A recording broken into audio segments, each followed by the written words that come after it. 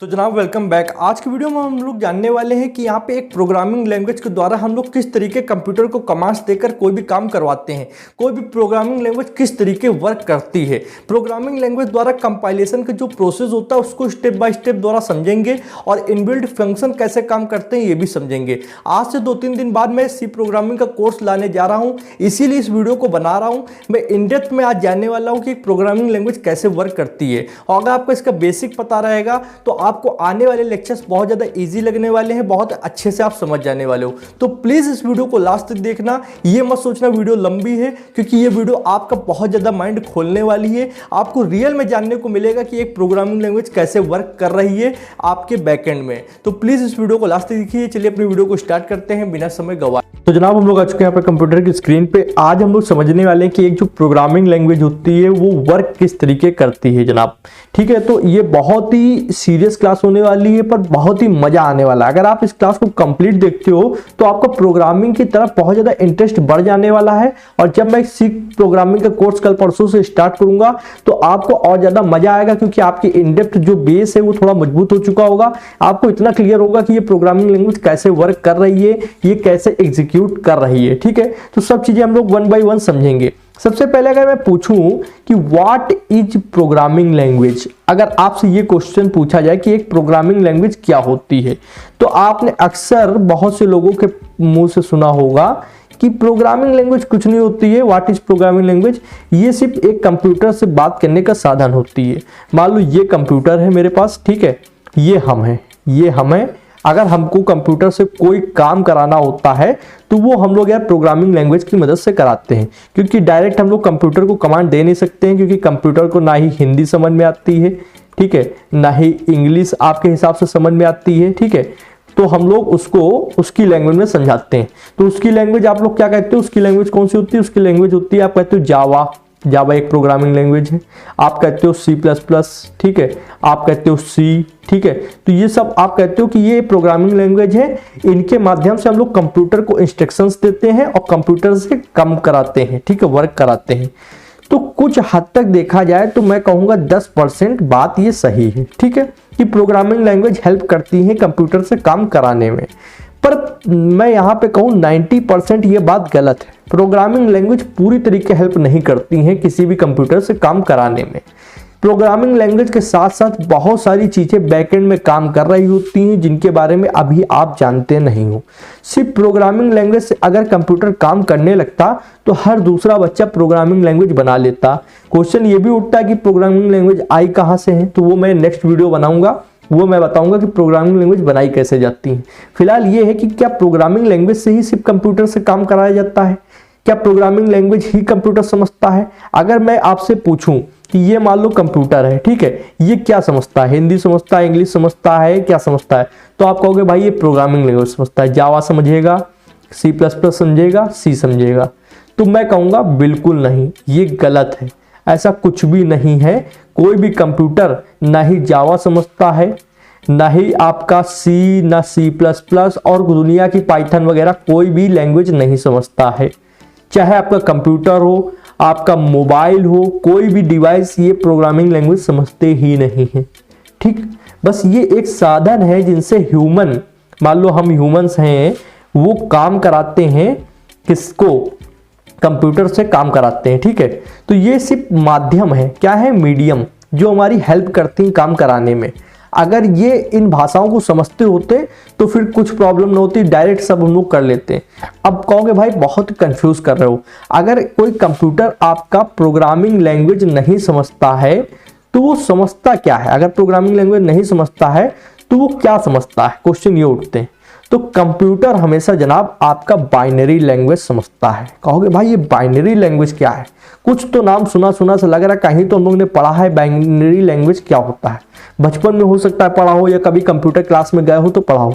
तो binary language आपकी होती है 0 1, सिर्फ 2 अक्षर, या तो 0 या तो 1, इन्हीं से मिलकर पूरी बाइनरी लैंग्वेज बनी है। कोई भी मान लो बाइनरी लैंग्वेज में किसी भी चीज़ को लिखना हो तो हम लोग ऐसे लिखते हैं 0 0 1, फिर 0 0 फिर 1 फिर 0 1 ऐसे करके लिखते हैं। अब इसका मतलब क्या होता है ये आप बता ही नहीं सकते हो, क्योंकि हम इंसान जो नंबर्स होते हैं उनके मामले में बहुत कमज़ोर होते हैं। हम ज़्यादा से ज़्यादा नंबर्स को याद नहीं कर पाते हैं।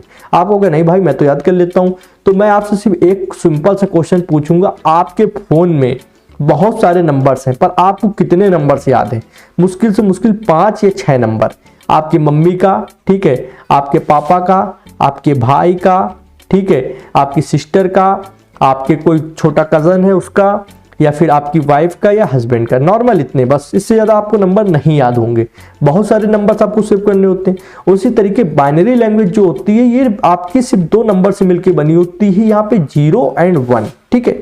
0 का मतलब होता है ऑफ, ठीक है, और 1 का मतलब होता है ऑन, ठीक है। या फिर हम लोग बोल सकते हैं 0 का मतलब आपका फॉल्स और 1 का मतलब ट्रू, ठीक है, ये भी बोल सकते हैं। वैसे ऑफ ऑन होता है। 0 1 काम क्यों करते हैं? जो हमारा कंप्यूटर होता है, ये जनाब कंप्यूटर के अंदर बहुत सारी कंपोनेंट्स लगे होते हैं, पर जिनमें सबसे मेन होता है आपका ट्रांजिस्टर। ट्रांजिस्टर से सबसे ज़्यादा हमारा वर्क होता है कंप्यूटर का, ठीक है। अगर ट्रांजिस्टर नहीं होंगे तो एक तरीके से कंप्यूटर का कोई भी सिस्टम काम नहीं करेगा। तो ट्रांजिस्टर 0 1 क्या है, मतलब पावर ऑन ऑफ इस तरीके से भेजते हैं, तब कंप्यूटर हमारा वर्क करता है। ओके, जिस तरीके से ह्यूमन बॉडी, जो हम लोग ह्यूमंस होते हैं, हमारी ह्यूमन बॉडी में सबसे छोटी चीज क्या है जिनसे हमारा पूरा ह्यूमन बॉडी बना है? वो है सेल, मतलब इकाई, ठीक है। सेल से मिलके हमारी पूरी चीजें बनी है। एक एक मान लो खाल हो गई, त्वचा हो गई, बाल हो गए, सब चीजें सेल से मिलके बनी है। उसी तरीके कंप्यूटर का पूरा सिस्टम आपके ट्रांजिस्टर से मिलके बना होता है, ठीक है। तो वो सिर्फ आपका पावर ऑन ऑफ इस तरीके भेजता है। तो उसको हम लोगों ने बाइनरी लैंग्वेज में कन्वर्ट कर दिया, ठीक है। बाइनरी लैंग्वेज में कन्वर्ट कर दिया, जिसका मतलब होता है 0 1। आप कोई वीडियो शूट कर लो, कोई फोटो खींच लो, कुछ भी कर लो, वो सिर्फ 2 फॉर्मेट में है, या तो 0 है या तो 1 है।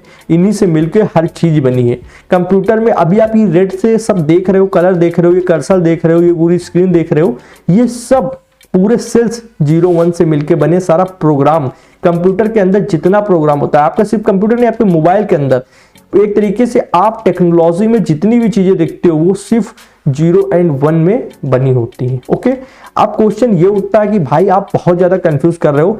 अगर कंप्यूटर, मान लो ये कंप्यूटर है, ठीक है, ये सिर्फ समझता है बाइनरी लैंग्वेज को, ठीक है, तो हम लोग फिर सारी वेबसाइट्स, एप्स जो होती हैं वो हम लोग कोडिंग, मतलब प्रोग्रामिंग लैंग्वेज लाइक आपका C++,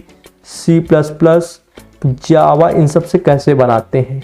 क्या माध्यम है जो इनका और इनका आपस में कनेक्शन है? कुछ तो कनेक्शन होगा, तभी तो लोग कहते हैं कि हम लोग कंप्यूटर को काम कराने के लिए कंप्यूटर की भाषा में बात करते हैं, जो कि प्रोग्रामिंग लैंग्वेज कहलाती है। तो कंप्यूटर की भाषा अगर कोई बोलता है तो वो आधा सच है। कंप्यूटर की सिर्फ एक ही भाषा होती है, मैंने फिर से आपको बता दूं, जो कि होती है बाइनरी, ठीक है। पर एक हमने आपसे अभी थोड़ी देर पहले ये बात कही थी कि हम लोग नंबर्स को ज्यादा याद नहीं कर सकते हैं, पर हम लोग सिंबल्स को याद कर सकते हैं, लेटर्स को याद कर सकते हैं। मान लो मैं आपसे कह दूं कि ये जो ऐसे लिखा हैश इंक्लूड stdio.h, ये आपकी सी लैंग्वेज की एक लाइब्रेरी होती है। ये आपको लॉन्ग टाइम तक याद रहेगी, पर ये नंबर याद नहीं रहेंगे, ठीक है। तो अब हम लोगों ने किया क्या, एक सॉल्यूशन निकाला, ठीक है। हम लोगों ने क्या किया कि मैंने बात करी कि कंप्यूटर हिंदी नहीं समझता है, इंग्लिश नहीं समझता है, सिर्फ समझता है तो वो बाइनरी लैंग्वेज 0 1 0 1, और 0 1 हम लोग याद कर नहीं सकते हैं। तो हम लोग कुछ एक ऐसा सिस्टम निकाले कि हम लोग सिंबल्स का यूज करें प्रोग्रामिंग को लिखने के लिए। हम लोग सिंबल्स का यूज करें प्रोग्रामिंग को लिखने के लिए, सिंबल्स को बाइनरी में कन्वर्ट किया जाए, ठीक है, बाइनरी लैंग्वेज में कन्वर्ट किया जाए। तो अब ये क्वेश्चन उठता है कि यार सिंबल्स को बाइनरी लैंग्वेज में कैसे कन्वर्ट किया जा सकता है? क्योंकि नंबर को नंबर में कन्वर्ट कर सकते हो, ठीक है, पर सिंबल्स को जल्दी नंबर में कन्वर्ट, मतलब बाइनरी नंबर में कन्वर्ट नहीं कर सकते हो। तो उसके लिए हमारा एक फॉर्मेट आता है, वो फॉर्मेट मैं आपको दिखाना चाहूंगा। यहाँ पे एक मेरे को सेकंड देना, मैं कलर थोड़ा चेंज करता हूं। वो होता है स्काई। स्काई क्या होता है? कहोगे भाई ये क्या चीज बता रहे हो, कुछ समझ में नहीं आ रहा। एक एक चीज समझ में आएगी, एक साथ सब नहीं आएगा, एक एक पॉइंट समझते चलो। मैंने यहाँ स्काई लिखा, मैंने यहाँ लिखा बाइनरी, ठीक है, समझते जाना बाइनरी, ठीक है। और मैंने यहाँ पे लिखा कैरेक्टर्स, ठीक है, कैरेक्टर्स, ओके, ठीक। और स्काई के नीचे में एक फॉर्मेट लिखूंगा, स्काई के नीचे में एक फॉर्मेट लिखूंगा, जैसे ये बाइनरी फॉर्मेट है तो स्काई तो एक पद्धति है, पद्धति को हम लोग नाम नहीं देते हैं। स्काई के नीचे फॉर्मेट लिखेंगे, हम लोग लिखेंगे डेसिमल फॉर्मेट, ठीक है। तो मैं यहाँ पे लिख देता हूँ डेसिमल। अब थोड़ा थोड़ा मैथ में आ रहे हैं हम लोग, ठीक है, डेसिमल फॉर्मेट। तो ये आपका बाइनरी फॉर्मेट है, ओके, ये डेसिमल फॉर्मेट है, ये कैरेक्टर्स हैं। इंसान किस में ज़्यादा सही है? इंसान कैरेक्टर्स में ज़्यादा सही है। और अब कंप्यूटर किस में सही है? वो बाइनरी में सही है। तो मान लो आप प्रोग्रामिंग लैंग्वेज में आप जानते हो कि मान लो हैश यूज़ किया, ठीक है, हैश यूज़ किया जाता है, या फिर कोई भी आप लेटर आई यूज़ कर रहे हो, ए यूज़ कर रहे हो, यू यूज़ कर रहे हो, कोई भी लेटर यूज़ कर रहे हो, ठीक है। मैं एग्जाम्पल हैश और आई का ले रहा हूँ, ठीक है, एग्जाम्पल हैश और आई का ले रहा हूँ। तो मान लो जैसे आपने प्रोग्रामिंग में हैश और आई कहीं लिखा, तो हैश और आई सबसे पहले कहाँ चेंज होगा? जाकर डेसिमल फॉर्मेट में। तो हैश का डेसिमल नंबर क्या होता है? डेसिमल फॉर्मेट में जब चेंज होगा तो उसका एक नंबर आएगा। मान लो हैश का डेसिमल नंबर होता है 35 और आई का होता है 105, ठीक। तो सबसे पहले एक सिस्टम होता है, वो सिस्टम के बारे में भी बताऊंगा कि चेंज कैसे हो रहा है, ये आगे बात करेंगे। पर पहले ये बात कर रहे हैं कि क्या हो रहा है। देखो हैश पहले चेंज हो रहा है डेसिमल फॉर्मेट में 35, और ये देखो आई चेंज हुआ 105, ये भी डेसिमल फॉर्मेट में। अब डेसिमल से बाइनरी में चेंज किया जाता है, ठीक है। देखो पहला प्रोसेस था कि डेसिमल में चेंज करो, जो कि एस्काई पद्धति होता है। कुछ लोग क्वेश्चन ये पूछ रहे होंगे कि एस्काई क्या है भाई, इतना बता दो पहले, ठीक है। तो एस्काई का फुल फॉर्म होता है American standard code for information interchange. क्या मैं यहाँ पे लिख दूं? अगर आपको प्रॉब्लम हो रही हो आप इसको नोट डाउन कहीं कर सकते हैं, मेरे को बस आपको टाइम देना पड़ेगा। अमेरिकन, ठीक है, स्टैंडर्ड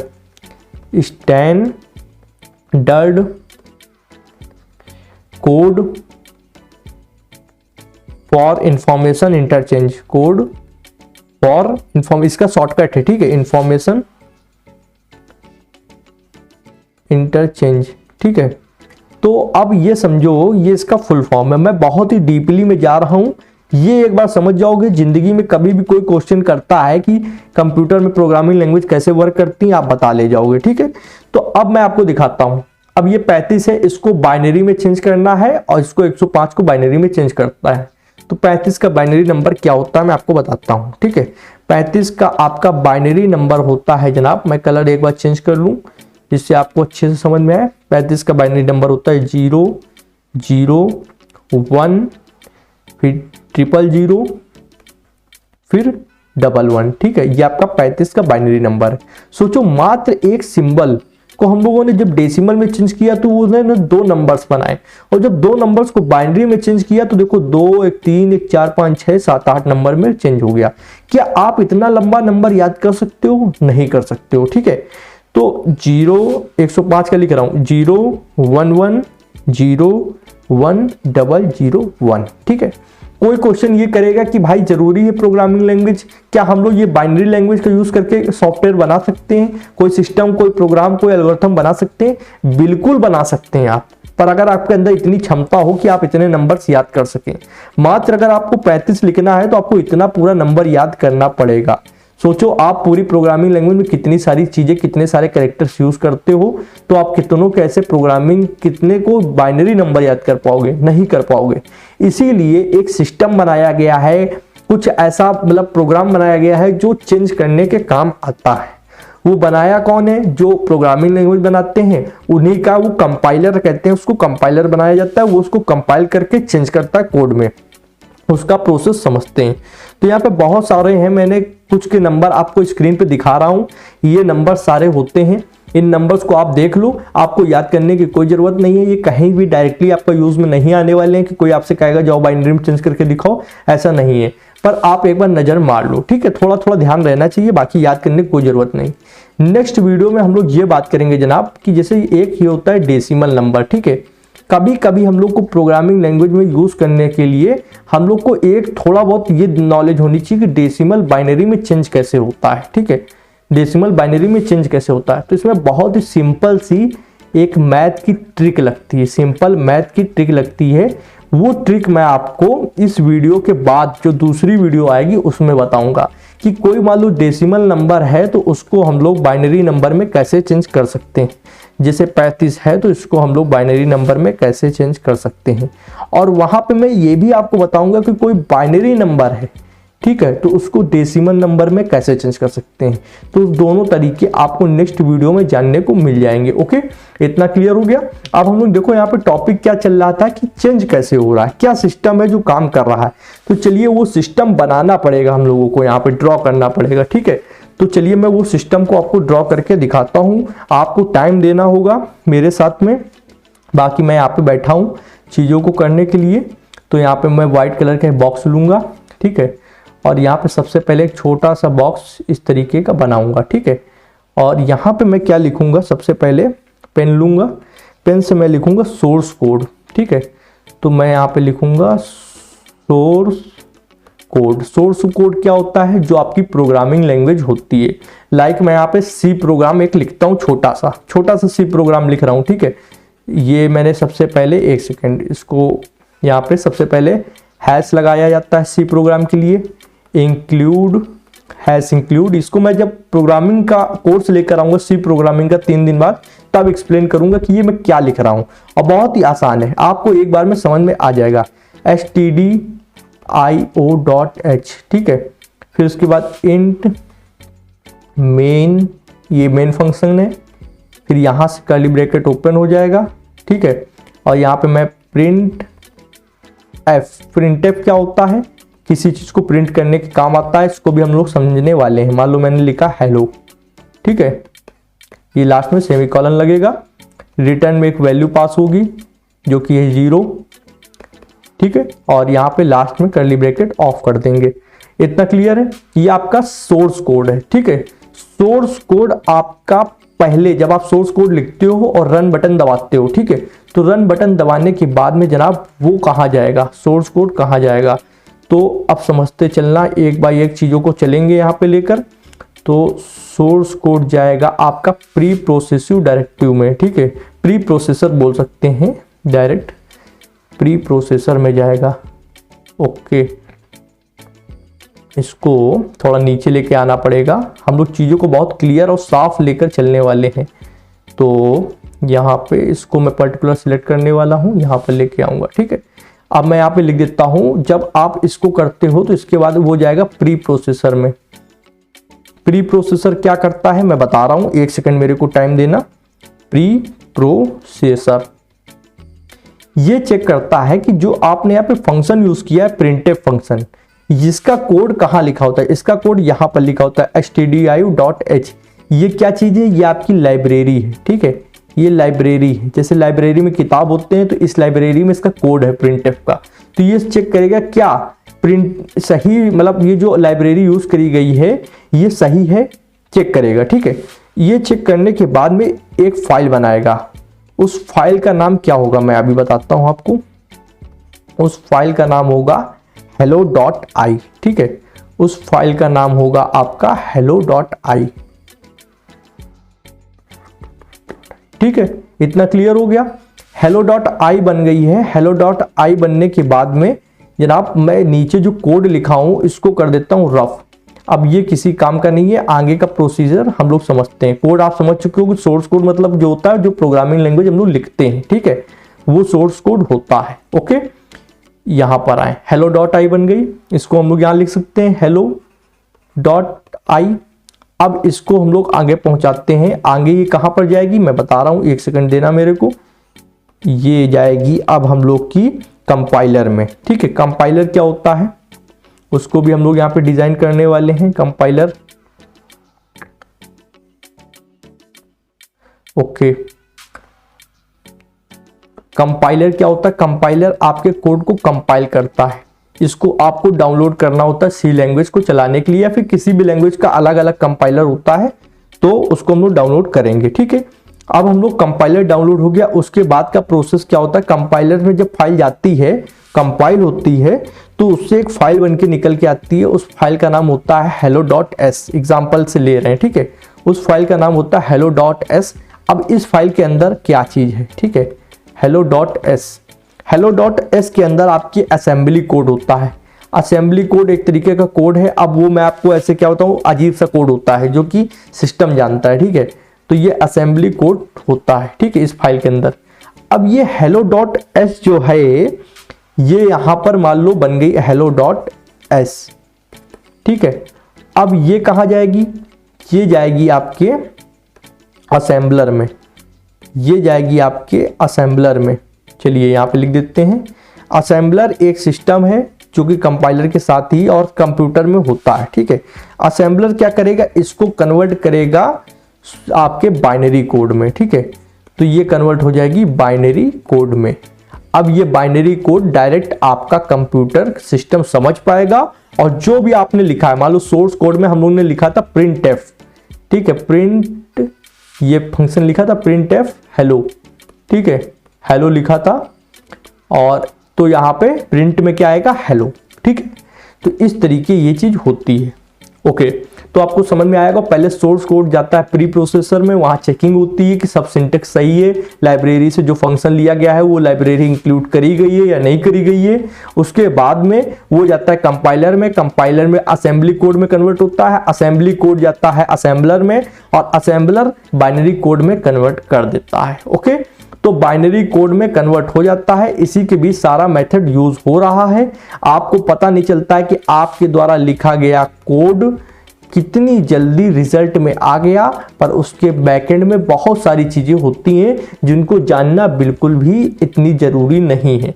कभी आपसे कोई क्वेश्चन कर दे तो बात अलग है, पर इंफॉर्मेशन आपके पास होनी चाहिए। हर चीज को आप ध्यान रखो, बिल्कुल बना के रखो, ऐसा जरूरी नहीं है।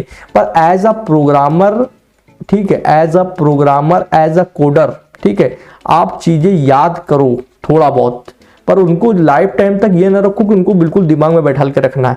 नॉलेज होनी चाहिए, मतलब कोई पूछ दे कभी कि कोई प्रोग्रामिंग लैंग्वेज कैसे वर्क करती है तो आप उसको बता सको। सिंपली अगर आप कभी कभी प्रोग्रामिंग लैंग्वेज पढ़े होगे कहीं पे, तो सामने वाला व्यक्ति इतना बताता है कि ये आपका मान लो सोर्स कोड है, ठीक है, ये आपका सोर्स कोड है, ये जाएगा कंपाइलर में, ठीक है। और मैं भी अपने जब प्रोग्रामिंग लैंग्वेज का लेक्चर पढ़ाऊंगा तो ये ऐसे ही पढ़ाऊंगा, क्योंकि शॉर्टकट बताया जाता है, इतना इन डेप्थ नहीं बताया जाता है, कोई जरूरत होती नहीं। सोर्स कोड जाएगा कंपाइलर में, कंपाइलर से कन्वर्ट होकर आएगा बाइनरी कोड में, ठीक है। बाइनरी कोड मतलब 0110011 इस तरीके का। तो ये हमारा कोड था जो हम लोगों ने लिखा था, ये कंपाइलेशन का प्रोसेस था, ठीक है, प्रोसेस था, और ये हमारा रिजल्ट आ गया, ओके। तो इतना आपको मेन ध्यान रखना होता है, उतना लंबा आपको ध्यान नहीं रखना है।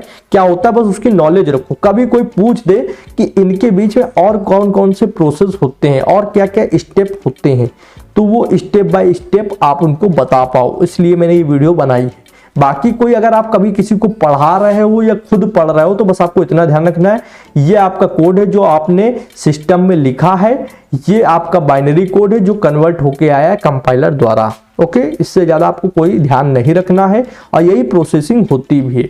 अब इतना वीडियो हो चुका है। एक क्वेश्चन मैं अभी और आपको बताऊंगा, वो भी बहुत जरूरी है। उससे पहले हम लोग विजुअल स्टूडियो कोड पर चल के इस कोड को रन करके देखते हैं। ये आए हम लोग विजुअल स्टूडियो कोड पे, ठीक है। यहाँ पे ये कोड लिखा है हमने, इंक्लूड stdi.h, ये सी प्रोग्रामिंग का कोड है, ये मेन फंक्शन है। यहाँ से हम लोग स्टार्ट करते हैं, यहाँ पे सारा मेन कोड लिखते हैं, ठीक है। ये मैंने कोड लिखा है printf, जहाँ पे हम लोग को प्रिंट क्या कराना है कि हेलो शुभम लिख के आ जाए। हमारा मकसद क्या है इस पूरे प्रोग्राम का, इस पूरे प्रोग्राम का मकसद है कि हेलो शुभम लिख के आ जाए, ठीक है। तो हेलो शुभम कैसे लिख के आएगा वो मैं भी आपको बताता हूँ। अभी देखो ये hello.c फाइल है, इसको मैंने रन किया। रन करने के बाद में देखो यहाँ पर hello.shubham लिख के आ गया, यहाँ पे कर्सर पे देखो मेरा hello.shubham आ गया, ठीक है। और जैसे ही इसने कंपाइल किया तो देखो यहाँ पे एक फाइल बन के आई hello.exe। तो इसने कहा this file is not displayed in the text editor because it is इधर बाइनरी और uses and unsupported text encoding. क्योंकि इसने कंपाइल किया है तो इसने वो फाइल बनाई जो अभी मैंने आपको बताया था। इसको ओपन करते हैं तो देखना ये एक अजीब सा दिखाई देगा, देखो ये अजीब सा सब दिखाई दे रहा है, ये आपको पढ़ने के लायक भी नहीं है। तो ये इस तरीके के सिंबल से हमारा कंप्यूटर समझता है। ओके, तो बैकएंड में प्रोसेस क्या हुई है वो आपको पता है, बाकी उसका कहीं आपसे कोई क्वेश्चन इतना नहीं पूछेगा, पर नॉलेज होनी चाहिए कि ये पूरा कोड कैसे कन्वर्ट हुआ और कैसे ये हेलो शुभम प्रिंट हुआ। कंप्यूटर को तो पता ही नहीं होता ये सब लिखा क्या है, उसको हम लोग बताते हैं उसकी बाइनरी लैंग्वेज में कि ये भाई बाइनरी लैंग्वेज में उसको कन्वर्ट करो और उसको हेलो शुभम में दिखाओ। ओके, इतना आपको क्लियर हो गया। अब मैं यहाँ पे एक छोटे से और इंफॉर्मेशन देना चाहूंगा। जैसे मैं प्रिंटफ यूज कर रहा हूं, ठीक है, तो प्रिंटफ की बजाय प्रिंट क्यों नहीं यूज कर रहे हैं, प्रिंट एल क्यों यूज नहीं कर रहे हैं, प्रिंट एन क्यों यूज नहीं कर रहे हैं? तो आप कहोगे क्या भाई प्रिंट एफ यार रूल है तो प्रिंट एफ से ही हम लोग करेंगे। जैसे ग्रामर में रूल होता है कि प्रेजेंट कॉन्टिन्यूअस में इज एम आर यूज करते हैं, ठीक है, तो इंग्लिश ग्रामर में वैसे इसमें रूल है कि प्रिंटफ यूज करेंगे। तो ऐसा रूल क्यों है? अगर हम लोग इसके पीछे झांके हैं तो देखो, जिसने भी आपकी सी प्रोग्रामिंग लैंग्वेज बनाई है, किसने बनाई है वो आपको मैं बताऊंगा कोर्स के अंतर्गत। अभी देखो, जिसने भी बनाई है, मैं एग्जांपल देता हूं, तुमने बनाई, हमने बनाई, किसी ने भी बनाई है, उसने प्रिंट एफ नाम का एक फंक्शन बनाया है जिसका कोड ऑलरेडी इसके बैकएंड में लिखा गया है, ठीक है। इसीलिए जब प्रिंटफ फंक्शन उसने बनाया है तो इसके अलावा हम लोग print L print N use नहीं कर सकते। ये प्रिंटफ फंक्शन इनबिल्ड फंक्शन है, मतलब ये बना बनाया है, इसको हम लोग यूज कर रहे हैं। बैकएंड में इसका कोड जानते हो सारा कहां पे है, प्रिंट एफ कैसे प्रिंट हो रहा है, इसका कोड कहां पर है, इसका कोड सेव है इसके अंदर। ये आपकी हेडर फाइल है, इसको लाइब्रेरी फाइल बोलते हैं।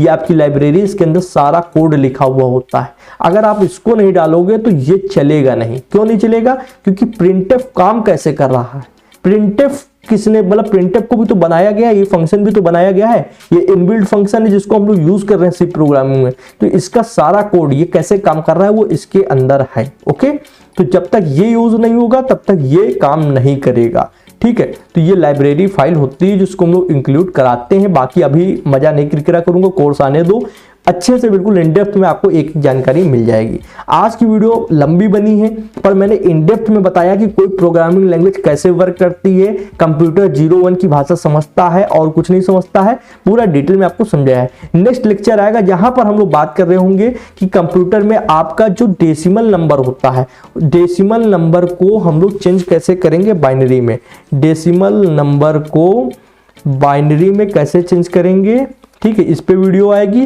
और उसी वीडियो में मैं बताऊंगा कि बाइनरी नंबर को डेसिमल में कैसे चेंज करेंगे, ठीक है। और क्वेश्चन ये भी उठ रहा होगा कि सी प्रोग्रामिंग के CSS के, ठीक है, CSS के 1-2 लेक्चर बचे होंगे भाई, वो नहीं आ रहे।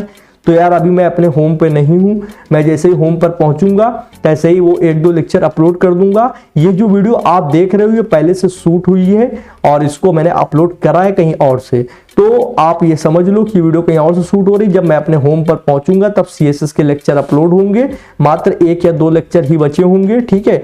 और उसके बाद में आपका सी लैंग्वेज का 100% कोर्स आएगा शुद्ध हिंदी भाषा में। इसी के साथ अपनी वीडियो को विराम देता हूं। आपका फर्ज बनता है कि आप हम लोग को सपोर्ट करने के लिए लाइक करें, वीडियो में कमेंट करके फीडबैक दें और चैनल को अभी तक सब्सक्राइब नहीं किया तो प्लीज सब्सक्राइब करें, बेल आइकन को प्रेस करें जिससे आने वाली इंटरेस्टिंग वीडियो की नोटिफिकेशन आप लोग को मिल जाएगी, सी प्रोग्रामिंग कोर्स की नोटिफिकेशन आप लोग को मिल जाएगी। आज की वीडियो जनाब इतना ही था। थैंक्स फॉर वॉचिंग फ्रेंड्स, जय हिंद जय भारत।